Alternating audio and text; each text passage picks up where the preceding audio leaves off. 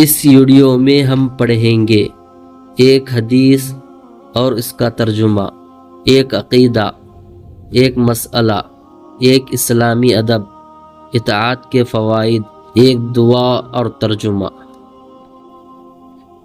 الحمد للہ رب العالمین والصلاة والسلام علی سید المرسلین۔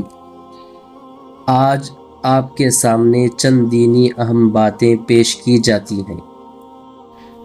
نمبر 1، حدیث عن عبادة بن الصامت رضی اللہ عنہ انہ قال سمعت رسول اللہ صلی اللہ علیہ وسلم یقول من شہد ان لا الہ الا اللہ وان محمد رسول اللہ حرم اللہ علیہ النار۔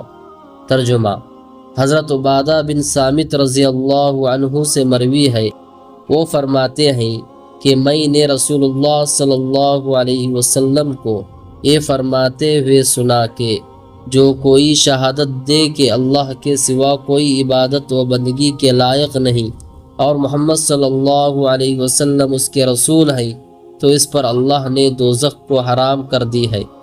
نمبر 2، عقیدہ۔ ہمیں یہ عقیدہ رکھنا چاہیے کہ اللہ ہر چیز پر قادر ہے، کوئی چیز اس کے علم سے باہر نہیں، وہ سب کچھ دیکھتا ہے اور سنتا ہے۔ نمبر 3، مسئلہ۔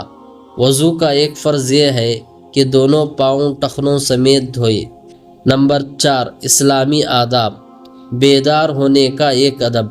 بیدار ہونے کے بعد سب سے پہلے دونوں ہاتھ گھٹوں تک دھونا، پھر دوسرا کام کرنا چاہیے۔ نمبر 5، اطاعت کے فوائد۔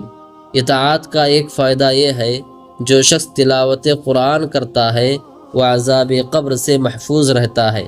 نمبر 6، دعا۔ مغفرت کے لیے یہ دعا پڑھے، واعف عنا واغفر لنا وارحمنا انت مولانا فانصرنا علی القوم الکافرین۔ ترجمہ، اور ہمیں معاف فرمائیے اور ہماری بخشش کر دیجیے اور ہم پر رحم فرمائیے، اور آپ ہمارے کارساز ہیں، لہٰذا کافر لوگوں کے مقابلے میں ہماری مدد فرمائیے۔